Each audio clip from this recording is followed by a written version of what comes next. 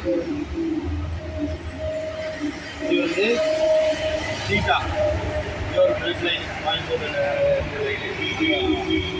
இதுவுமே இப்போ 10 நாளில் குட்டி போட போகுது. இது வந்து நம்ம மேல் டாக்குங்க, ப்ரீடிங் வச்சிருக்கிற மேல் டாக்கு. இது பேர் வந்து ரஜினி. நம்ம ஃபீமேல் ரெண்டுக்கு இதை மேட் பண்ணிக்கலாம். இது கேஃபியா ஃபார்மில் இதுதான் மேல் டாக்கு.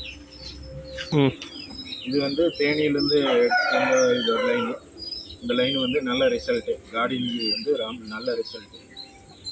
இது பேர் கருப்பி.